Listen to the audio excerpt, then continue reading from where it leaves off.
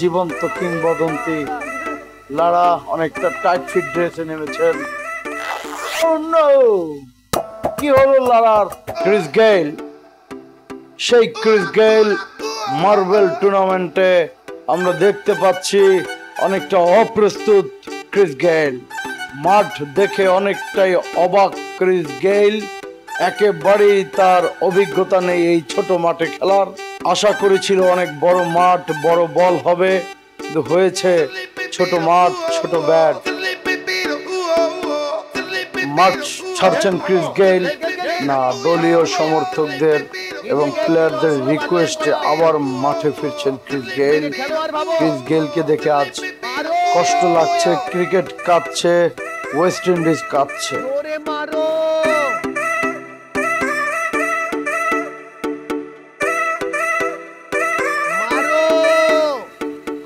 প্রথম বল কি করবে ক্রিস গেইল? ও ডট বল। সবাই আশা করেছিল 6 হবে, কিন্তু ডট। ক্রিস গেইল বুঝতে পারছে না সে কি করবে। আবার ডট বল। ক্রিস গেইল আবারও বুঝতে পারলেন না। ম্যাজিক হার্বাল টুথপেস্ট দূর করে দুর্গন্ধ সৃষ্টিকারী দাঁতের সমস্যা। ইয়েস, দেখাও তোমার ম্যাজিক। দর্শকরা হতাশ। তৃতীয় বল, প্রস্তুত ক্রিস গেইল। ও ক্রিস গেইলের ব্যাট ছুঁড়ে মারলেন। ক্রিস গেইল বুঝতে পারছেন না কিভাবে মার্বেল তিনি খেলবেন। যদিও ক্রিস গেইলের আগে থেকে কোনো প্রিপারেশন ছিল না, একেবারে অপ্রস্তুত ক্রিস গেইল।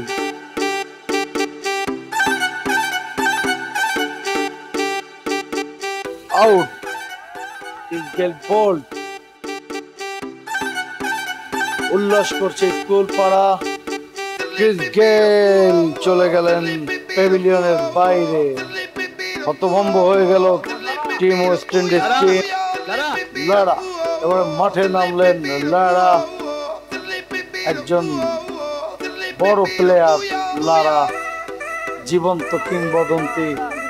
লারা অনেকটা টাইট ফিট ড্রেসে নেমেছেন। কি হলো লারার? অনেকটা বিধ্বস্ত লারা, অনেকটা লজ্জিত লারা। ড্রেস স্টিচিং ফাক হয়ে গেল লারার, ড্রেস ছিঁড়ে গিয়েছে সম্ভবত। ব্রাভো দলের শক্তিমান প্লেয়ার ব্রাভো, যার দিকে তাকিয়ে টিম ওয়েস্ট ইন্ডিজ। ব্রাভো অনেকটা ভঙ্গি নিয়ে নেমেছেন, মাঠ চেক করলেন।